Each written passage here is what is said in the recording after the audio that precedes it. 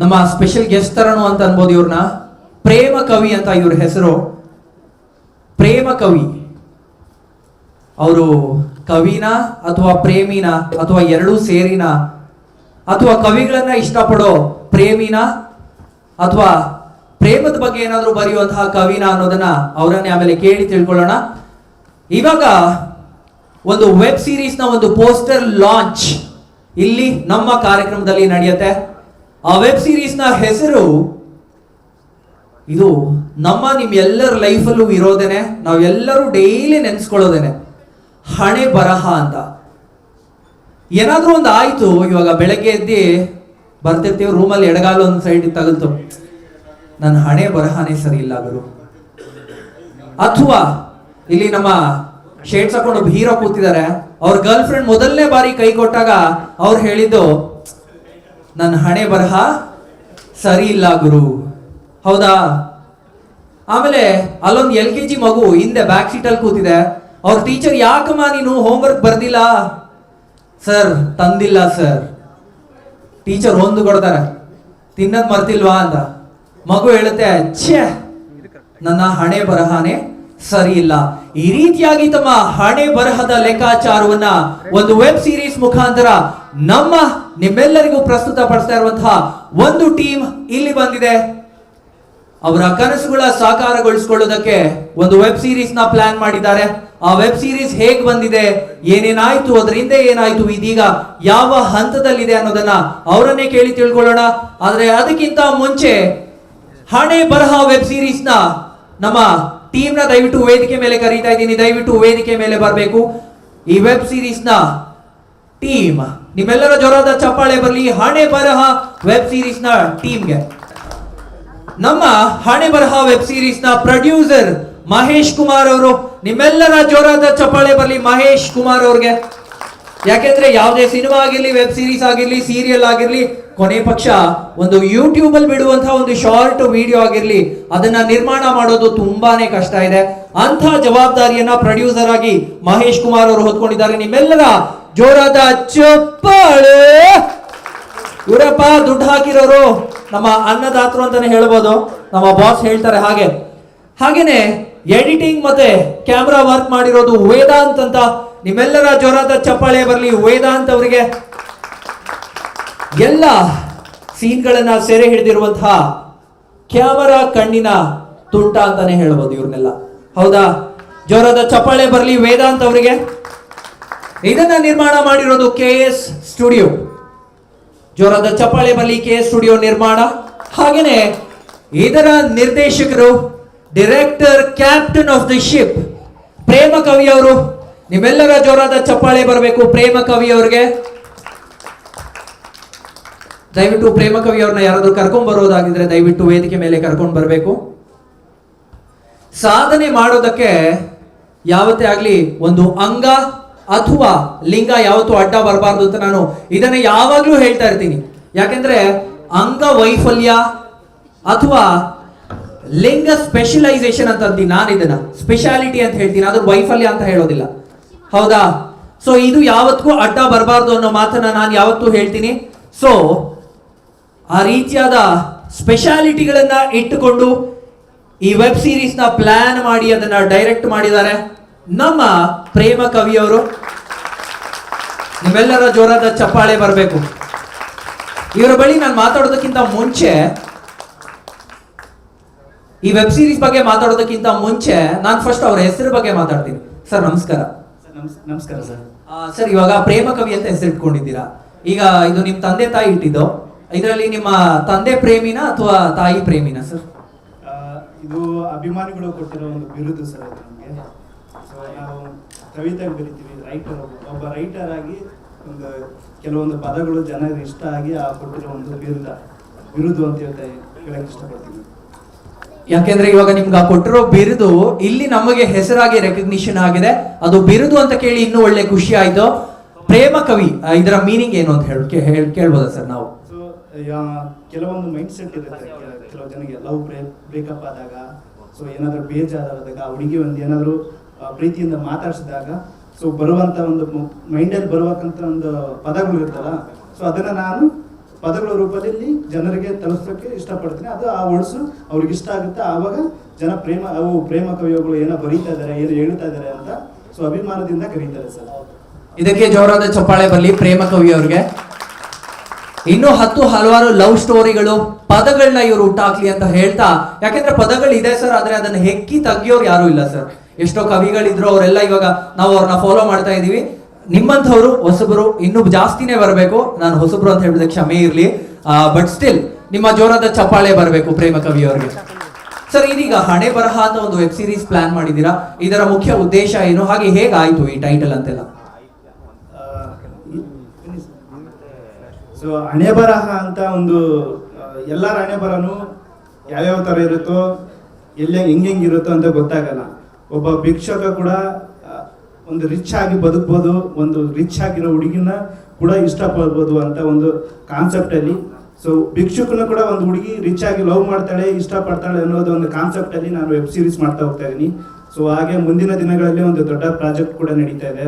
So already ಸುಮಾರು ಸಿನಿಮಾಗಳು ಮಾಡಿದ್ದೀನಿ. ನಿಮ್ಗೆಲ್ಲ ಗೊತ್ತಿರ್ಬೋದು, ವಿಲ್ ಚೇರ್ ರೋಮಿಯೋ ಅಂತ ಒಂದು ಸಿನಿಮಾ ನೋಡಿರ್ಬೋದು ನೀವು. ಸೊ ಅದರಲ್ಲಿ ಗೊತ್ತಾಗುತ್ತೆ ನಮ್ಮ ವರ್ಕ್ ಏನಿದೆ ಅಂತ. ಸೊ ಡ್ಯಾನ್ಸ್ ಅಂತ ಒಂದು ಸಿನಿಮಾ ಮಾಡಿದ್ದೀವಿ. ಈಗ ನೆಕ್ಸ್ಟು ಹಣೆ ಬರ ಅಂತ ಸೊ ಮಹೇಶ್ ಕುಮಾರ್ ಅವರು ನಿರ್ಮಾಣ ಮಾಡಿದ್ದಾರೆ. ಅವರದೇ ಸಂಸ್ಥೆಯಲ್ಲಿ ಇವಾಗ ವೆಬ್ ಸೀರೀಸ್ನ ಕಂಟಿನ್ಯೂ ಮಾಡ್ತಾ ಇದ್ದೀವಿ. ಫಸ್ಟು ಎಪಿಸೋಡ್ ಆಲ್ರೆಡಿ ರೆಡಿ ಆಗಿದೆ.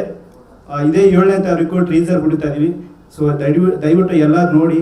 ಸೊ ಅದಾದ ನೆಕ್ಸ್ಟ್ ವೀಕಲ್ಲಿ ಸಿನಿಮಾ ರಿಲೀಸ್ ಮಾಡ್ತಾ ಇದ್ದೀವಿ. ಸೊ ಎಲ್ಲ ನೋಡಿ ಸಪೋರ್ಟ್ ಮಾಡಿ ಅಂತ ಕೇಳ್ಕೊಳ್ತಾ ಇದ್ದೀನಿ. ಓಕೆ, ಇವಾಗ ಅವರ ವೆಬ್ ಸೀರೀಸ್ ಬಗ್ಗೆ ಹೇಳಿದ್ರು ಸರ್. ಇವಾಗ ನೀವು ಹಣೆ ಬರಹ ಅಂತ ಹೆಸರಿಟ್ಟಿದ್ದೀರಾ. Yes, sir. ಹಾಗೇನೆ ಒಬ್ಬ ಭಿಕ್ಷಿಕನ ಮೇಲೆ ಹುಡುಗಿಗೆ ಲವ್ ಆಗುತ್ತೆ ಅಂತ. Yes, sir. ಹಾಗಿದ್ರೆ ಇಲ್ಲಿರುವಂತಹ ಒಂದಷ್ಟು ಜನ ಹುಡುಗರಿಗೆ ಒಂದು ಆತ್ಮವಿಶ್ವಾಸ ಬಂದಿರುತ್ತೆ, ಕರೆಕ್ಟಾ? ಇನ್ಕ್ಲೂಡಿಂಗ್ ಮೀ, Yes, ಕರೆಕ್ಟಾ? ಇಷ್ಟು ವರ್ಷ ಆದ್ರೂ ನಮ್ಮನ್ನ ಒಂದು ಹುಡುಗಿ ಕೂಡ ನೋಡಿಲ್ವಲ್ಲಪ್ಪ ಅಂತ ನಾನಾಗಿರ್ಲಿ ಅಥವಾ ಇಲ್ಲಿ ಅಲ್ಲಿ ನಮ್ಮ ಬಾಸ್ ಒಬ್ರು ಕೂತಿದ್ದಾರೆ, ಕರೆಕ್ಟಾ? ಕೈ ಎತ್ತಿ, ನಿಮ್ಮನ್ನೇ ಅಂದಿದ್ದು. ಓಕೆ, ನೀವಿಬ್ರು ಕೂಡ ಹಾಗೇನೆ ಇಲ್ಲಿ ಒಂದಷ್ಟು ಜನ ಇದ್ದೀರಾ, ಅವ್ರು ಕೂಡ ನಮ್ಗೆ ಯಾವ್ದು ಒಂದು ಹುಡುಗಿನೂ ಬಿದ್ದಿಲ್ವಲ್ಲಪ್ಪ ಅನ್ನೋ ಒಂದು ಸೆಲ್ಫ್ ಕಾನ್ಫಿಡೆನ್ಸ್ ನ ಕಳ್ಕೊಂಡ್ಬಿಟ್ಟಿರ್ತೀರಾ. ಅವ್ರಿಗೆಲ್ಲ ಒಂದು ಉದಾಹರಣೆ ಹೇಳಿದ್ದಾರೆ ಸರ್. ಇವಾಗ ಹಣೆ ಬರಹ ವೆಬ್ ಸೀರೀಸ್ ನಲ್ಲಿ ಒಬ್ಬ ಭಿಕ್ಷುಕನ ಮೇಲೂ ಕೂಡ ಹುಡುಗಿಗೆ ಲವ್ ಆಗತ್ತೆ ಅಂತ. ಹಾಗಿದ್ರೆ ಇನ್ನು ನಮಗೆಲ್ಲ ಏನು, ಆರಾಮಾಗಿ ದಿಲ್ದಾರಾಗ ಒಬ್ಬ ಹುಡುಗಿ ಬೀಳ್ತಾಳೆ, ಏನ್ ಯೋಚನೆ ಮಾಡ್ಬೇಡಿ ಅಂತ ಹೇಳ್ತಾ ಇದಾರೆ. ಇದು ನನ್ ಮಾತಲ್ಲ ಸರ್ ಮಾತು. ಸರ್ ಹೇಳಿಲ್ಲ, ತುಂಬಾ ಲಿಬರಲ್ ಆಗಿ ಇದು ಏನಂತೀರಾ ಫಾರ್ಮಲ್ ಆಗಿ ಹೇಳ್ಬಿಟ್ರೆ, ನಾನು ಲಿಬರಲ್ ಆಗಿ ಹೇಳ್ತಾ ಇದ್ದೀನಿ. ಇದರಲ್ಲಿ ಮೇನ್ ಕಾನ್ಸೆಪ್ಟ್ ಬಂದು ಯಾರನ್ನಾಗಿ ಕೀಳಾಗಿ ನೋಡಬಾರ್ದು ಅನ್ನೋ ಕಾನ್ಸೆಪ್ಟ್ ಅಲ್ಲಿ ಹೊರಟಿದ್ದೀವಿ. ಯಾರನ್ನು ಕೀಳಾಗಿ ನೋಡ್ಬೋದು. ಒಬ್ಬ ಕಸ ಹಿಡಿಯೋನಾಗ್ಲಿ, ಒಬ್ಬ ಪೇಪರ್ ಆಗಲಿ, ಸೊ ಯಾರನ್ನ ಅಂಡರ್ಸ್ಟ್ಯಾಂಡ್ ಮಾಡಬಾರ್ದು. ಸೊ ಅವ್ನು ಹಿಂಗಿದ್ದೇನೆ ಅಂತ ನೋಡ್ಬೋದು, ಹೇಳೋಕ್ಕಾಗಲ್ಲ. ಅವನೇ ಒಂದಿನ ಫೆರಾರಿ ಕಾರಲ್ಲಿ ಬರ್ಬೋದು, ಬೈಕಲ್ಲಿ ಬುಲೆಟಲ್ಲಿ ಬರ್ಬೋದು. ಆ ಥರ ಒಂದು ಕಾನ್ಸೆಪ್ಟಲ್ಲಿ ಹೊರಟಿದ್ದೀವಿ. ಸೊ ಇದೇ 7ನೇ ತಾರೀಕು ರಿಲೀಸ್ ಮಾಡ್ತಾ ಇದ್ದೀವಿ. ಸೊ ಇದ್ರ ಬಗ್ಗೆ ಇನ್ನೇ ಇನ್ಫಾರ್ಮೇಶನ್ ಬೇಕಂದ್ರೆ ಮಹೇಶ್ ಸರ್ ಮಾತಾಡ್ತಾರೆ. ಸರ್ ಮಾತಾಡ್ಬೇಕು. Thank you. ಇದು ನಮ್ಮ ಒಂದು ಸಣ್ಣ ಪ್ರಯತ್ನ. ಸೊ ನಾವು ಕನ್ನಡಕ್ಕಾಗಿ ನಮ್ಮ ಕೊಡುಗೆ ಏನಾದರೂ ಇರಬೇಕು ಅಂದ್ಬಿಟ್ಟು ನಾವು ಮಾಡ್ತಾ ಇದ್ದೀವಿ. ಸೊ ಸಣ್ಣದಾಗಿ ಸ್ಟಾರ್ಟ್ ಮಾಡ್ತಾ ಇದ್ದೀವಿ. ಆದಷ್ಟು ಪ್ರಯತ್ನ ಶ್ರಮ ಎಲ್ಲರೂ ಹಾಕಿ ಮಾಡ್ತಾ ಇದ್ದೀವಿ. KS ಸ್ಟುಡಿಯೋದಲ್ಲಿ ನಾವು ಯೂಟ್ಯೂಬ್ ಚಾನೆಲ್, ಸೊ ಇದರಲ್ಲಿ ನಾವು ಹಣೆ ಬರಹ ಕಿರುಚಿತ್ರನ ನಾವು 7th ಟೀಸರ್ ಬಿಡುಗಡೆ ಮಾಡ್ತಾ ಇದ್ದೀವಿ. ಅದಾದ ನಂತರ ನಾವು ರಿಲೀಸ್ ಕೂಡ ಮಾಡ್ತೀವಿ ನೆಕ್ಸ್ಟ್ ವೀಕಲ್ಲಿ. ಸೊ ನಮಗೆ ಒಂದು ಸಣ್ಣದಾಗಿ ಪ್ರಯತ್ನ ಪಡ್ತಾ ಇದ್ದೀವಿ. ನಮಗೆಲ್ಲ ಪ್ರೋತ್ಸಾಹಿಸಬೇಕು, ಅದೇ ಥರ ಸಪೋರ್ಟ್ ಮಾಡಬೇಕು ಅಂತ ಕೇಳ್ಕೊತೀವಿ.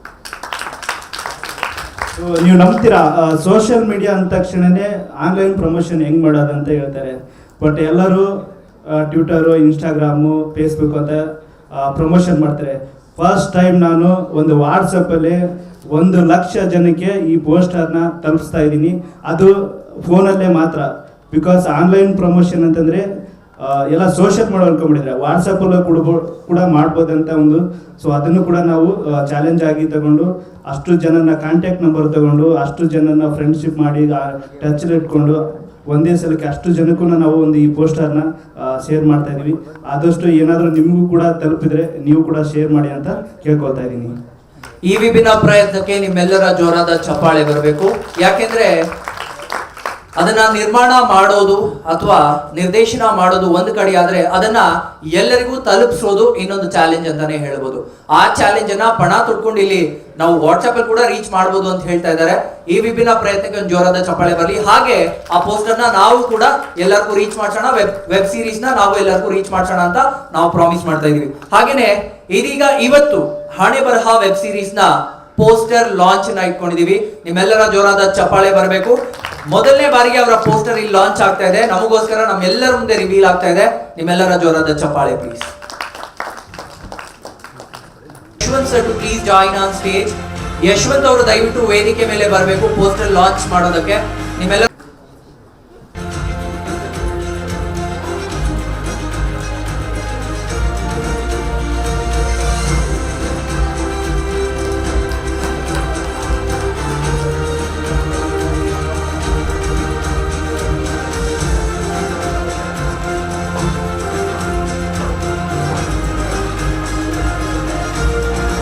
ಈ ಪೋಸ್ಟರ್ ಬಗ್ಗೆ ಅನೀಶ್ ಸರ್ ಒಂದ್ ಎರಡು ಮಾತು ಹೇಳ್ಬೇಕಂತ ಕಾಯ್ತಾ ಇದ್ವಿ. ಯಾಕಂದ್ರೆ ಅನೀಶ್ ಸರ್ ನೋಡಿದ್ರೆ ನಮ್ಗೆ ತುಂಬಾ ಖುಷಿ ಆಗುತ್ತೆ. ಏನ್ ಗೊತ್ತಾ, ಅನೀಶ್ ಸರ್ ಬಗ್ಗೆ ತಾನು ಬೆಳೆದು ತನ್ನವ್ರನ್ನ ಬೆಳೆಸೋ ಒಂದು ಗುಣ ಇದೆ ಅಲ್ವಾ. ಸೊ ಅದನ್ನ ನಾನು ತುಂಬಾ ಅಪ್ರಿಷಿಯೇಟ್ ಮಾಡ್ತೀನಿ. ನಾನು ಅವ್ರ ಜೊತೆ ಒಂದು 2 ವರ್ಷದಿಂದ ಪ್ರಿನ್ಸಿಪಲ್ ಇದ್ದೀನಿ. ಎನಿ ಸಪೋರ್ಟ್, ಯಾವುದೇ ಒಂದು ಚಿಕ್ಕ ಮೆಸೇಜ್ ಕೂಡ ಆದ್ರೂ ಹಾಕಿದ್ರು ಕೂಡ ಅವರು ರಿಪ್ಲೈ ಮಾಡ್ತಾರೆ. ಯಾಕಂದ್ರೆ ಒಬ್ಬರನ್ನ ಬೆಳೆಸ್ಬೇಕಂತಂದ ತುಂಬಾ ಕಷ್ಟಪಡ್ತಾ ಇದ್ದಲ್ಲ, ಅದಕ್ಕೆ ತುಂಬಾ ಥ್ಯಾಂಕ್ಸ್ ಅನೀಶ್ ಸರ್. ಸೊ ನಿಮ್ಗೆ ಒಳ್ಳೇದಾಗ್ಲಿ, ಇನ್ನ ಎತ್ತರಕ್ಕೆ ಬೆಳೀಲಿ, ಹಾಗೆ ಇನ್ನ ಬೇರೆಯವ್ರನ್ನು ಕೂಡ ಬೆಳೆಸಲಿ ಅಂತ ಕೇಳ್ಕೊಡ್ತೀನಿ sir. Thank you sir, thank you so much for giving opportunity sir. Sir ಈ ಪೋಸ್ಟರ್ ನೋಡಿದ್ರೆ ನಿಮ್ಗೆ ಏನ್ ಅನ್ಸುತ್ತೆ ಅಂತ ನಿಮ್ಮ ಕಡೆಯಿಂದ ಒಂದು ಅನಿಸಿಕೆ ಸರ್. ನನಗೆ ತುಂಬಾ ಖುಷಿ ಆಯ್ತು. ಪ್ರೇಮಕವಿ ಬ್ರದರ್, ಆಲ್ ದ ಬೆಸ್ಟ್. ನಮ್ಮ ಸಪೋರ್ಟ್ ಯಾವಾಗಲೂ ಇರುತ್ತೆ ನಿಮಗೆ. ಅನೀಶ್ ಅವರೇ, ಆದ್ರೆ ನೀವು ಇವಾಗ ಆಲ್ ದ ಬೆಸ್ಟ್ ಹೇಳ್ತಾ ಇದ್ದೀರಾ. ನಾನು ಇವತ್ತು ಅನೀಶ್ ಅವ್ರು ಯೂಶಲಿ ಯಾವುದೇ ಕಾರ್ಯಕ್ರಮದಲ್ಲಾದ್ರೂ ಅವ್ರು ಮಾತಾಡೋದೇ ಇಲ್ಲ. ನೀವು ಮೇ ಬಿ ಇದ್ರಲ್ಲಿ ಒಂದಷ್ಟು ಜನ ಇದ್ರೆ ನೋಡಿರ್ತೀರಾ, ನಾನಂತೂ ನೋಡಿಲ್ಲ. ಇವತ್ತು ಅನೀಶ್ ಅವರು ಈ ಕಾರ್ಯಕ್ರಮದ ಬಗ್ಗೆ, ದಾಸ್ ಇವೆಂಟ್ಸ್ ಪ್ರೊಡಕ್ಷನ್ಸ್ ಬಗ್ಗೆ, ಹಾಗೆ ಈ ಕಾರ್ಯಕ್ರಮದ ಬಗ್ಗೆ ಒಂದೆರಡು ಮಾತುಗಳನ್ನ ಆಡ್ತಾರೆ. ನಾನ್ ಸ್ಟಾಪ್ ಆಗಿ ಕೇಳಿಸ್ಕೊಳ್ಳೋಣ. ಮಾತಾಡಿ. ಇವತ್ತು ನೀವು ಅನೀಶ್ ಅವರೇ ಮಾತಾಡ್ಲೇಬೇಕು, ಯಾಕೆಂದ್ರೆ ಪಕ್ಕದಲ್ಲಿ ನಾನಿದ್ದೀನಿ. ತುಂಬಾನೇ ಮಾತಾಡೋ ನಮ್ಮ ಇವರಿದ್ದಾರೆ, ಆಯ್ತಾ? ಆಶಿ ಅವರು, ನಾನು ಮಾತಾಡ್ತೀನಿ, ಅವರು ಮಾತಾಡ್ತಾರೆ. ಮಿಡ್ಲಲ್ಲಿ ನೀವು ಮಾತ್ರ ಯಾವತ್ತೂ ಮಾತಾಡೋರು. ಇವತ್ತು ಮಾತಾಡಿ ಒಂದು ಸ್ವಲ್ಪ. ನನಗೆ ಕನ್ನಡ ಅಷ್ಟು ಮಾತಾಡಕ್ ಬರಲ್ಲ, ಬಟ್ ಮಾತಾಡ್ತೀನಿ. ಇವತ್ತು 6 years ಆಯ್ತು ನಾನು ಈವೆಂಟ್ ಮಾಡಿ, ಬಟ್ ನಾನು ಯಾವುದೇ ಫಂಕ್ಷನ್ ನಾನು ಮಾತಾಡಿಲ್ಲ. ಫಸ್ಟ್ ಟೈಮ್ ಮಾತಾಡ್ತಾ ಇದ್ದೀನಿ. ಏನಕ್ಕಂದ್ರೆ ಇದು ನನ್ನ ಬ್ರದರ್ ಈವೆಂಟ್ ಆ್ಯಂಡ್ ಅವರು ಸೆಕೆಂಡ್ ಈವೆಂಟ್ ಮಾಡ್ತಿರೋದು. ಫಸ್ಟ್ ಫ್ಯಾಷನ್ ಶೋ ಮಾಡಿದ್ರು, ತುಂಬಾ ಸಕ್ಸಸ್ ಆಯಿತು. ಇವಾಗ ಅವಾರ್ಡ್ ಫಂಕ್ಷನ್ ಮಾಡ್ತಿದ್ದಾರೆ, ಸಕ್ಸಸ್ ಆಗುತ್ತೆ ಅನ್ಕೊಂಡಿದ್ದೀನಿ. All the best brother. Okay, ನನ್ನ ಬ್ರದರ್ ಇವಾಗ ಮಾತಾಡ್ತಾರೆ. ಬೇರೆ ಏನ್ ಹೇಳ್ಬೇಕು? ತುಂಬಾ ಚಿಕ್ಕದಾಯ್ತು. ಓಕೆ, ಆಶಿ ಅವರು ತುಂಬಾ ಒಳ್ಳೆಯವರು, ಎಲ್ರಿಗೂ ಸಪೋರ್ಟ್ ಮಾಡಬೇಕು ಅಂಡ್ ಎಲ್ರೂ ಬೆಳೆಸ್ಬೇಕು ಅಂತ ಅನ್ಕೊಂಡಿದ್ದಾರೆ. 100% ಎಲ್ರೂ ಬೆಳೆಸ್ತಾರೆ. Thank you. Gautam Nogam and ನಮ್ಮ ಮೂವಿ ಟೀಸರ್ ಕೂಡ ಇವತ್ತು ಲಾಂಚ್ ಆಗ್ತಿದೆ. ಅದರಲ್ಲಿ ನಮ್ಮ ಆರ್ಟಿಸ್ಟ್ಗಳೆಲ್ಲ ಬಂದಿದ್ದಾರೆ ಅಂಡ್ ನಮ್ಮ ನ್ಯಾಚುರಲ್ ಸ್ಟಾರ್ ಗೌತಮ್ ಅವರು ಕೂಡ ಬಂದಿದ್ದಾರೆ and I am waiting for it. Okay, Aneesh ಅವ್ರಿಗೆ ಥ್ಯಾಂಕ್ ಯು ಹೇಳ್ತೀನಿ ಫಸ್ಟ್ ಆಫ್ ಆಲ್. ಯಾಕೆ ಅಂತಂದ್ರೆ ಪಾಪ ಅವ್ರ ತಮ್ಮನ ಕಾರ್ಯಕ್ರಮ ಅಂತ ಅಟ್ಲೀಸ್ಟ್ ಇಷ್ಟು ಮಾತಾಡಿದ್ದಾರೆ. ಅವರ ಕಾರ್ಯಕ್ರಮದಲ್ಲಿ ನಾನು ಥ್ಯಾಂಕ್ ಯು ಬಿಟ್ಟು ಏನ್ ಹೇಳಿರೋದು ಕೇಳಿಲ್ಲ. ಇಲ್ಲ ಅಂತಂದ್ರೆ ಏನಾದ್ರು ಒಂದು ಅನೌನ್ಸ್ಮೆಂಟ್ ಕೊಟ್ಬಿಟ್ಟು ಹಂಗೆ ಸೈಡ್ಗೆ ಜಾರ್ಕೊಂಡ್ಬಿಡ್ತಾರೆ. ಇವತ್ತೇ ಫಸ್ಟ್ ಟೈಮ್ ಅನೀಶ್ ಅವ್ರ ಪಾಪ ಇಷ್ಟು ಮಾತಾಡಿರೋದು. ಅದಕ್ಕೆ ಅನೀಶ್ ಅವ್ರಿಗೆ, ಯಾಕಂದ್ರೆ ಅನೀಶ್ ಅವರು ಯಾರೇ ಕಾರ್ಯಕ್ರಮಗಳನ್ನ ಮಾಡ್ಲಿ ಅವ್ರಿಗೆ ಸಪೋರ್ಟ್ ಆಗಿ ಅವ್ರಿಗೆ ಬೆನ್ನೆಲುಬಾಗಿ ನಿಂತ್ಕೊಂಡಿದ್ದಾರೆ. ಅನೀಶ್ ಅವ್ರಿಗೊಂದು ಜೋರಾದ ಚಪ್ಪಾಳೆ ಬರಬೇಕು.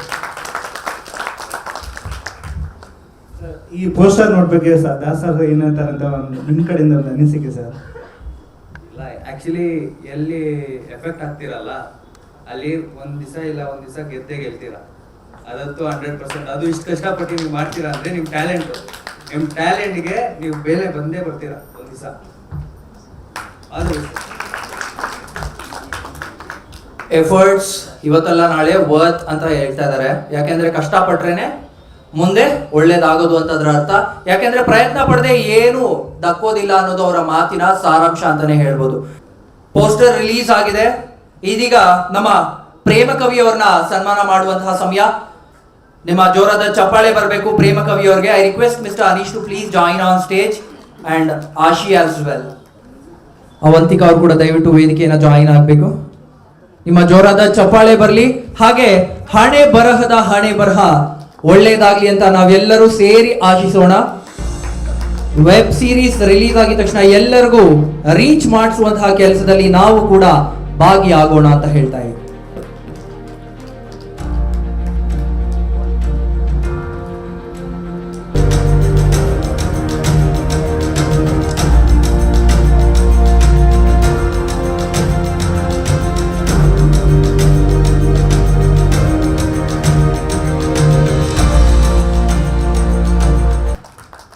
ಆಗ್ಲೇ ಹೇಳಿದೆ ನಾನು ಕಾರ್ಯಕ್ರಮದ ಶುರುವಾತಿನಲ್ಲಿ, ಏನಂದ್ರೆ ನಮ್ಗೆಲ್ಲರಿಗೂ ಟ್ಯಾಲೆಂಟ್ ಇರುತ್ತೆ, ಆದ್ರೆ ಅದನ್ನ ಶೋಕೇಸ್ ಮಾಡಕ್ ಬರಲ್ಲ, ಅಥವಾ ಶೋಕೇಸ್ ಮಾಡ್ತಾ ಇರೋರಿಗೆ ಒಂದು ಪ್ಲಾಟ್ಫಾರ್ಮ್ ಸಿಕ್ಕಿರಲ್ಲ.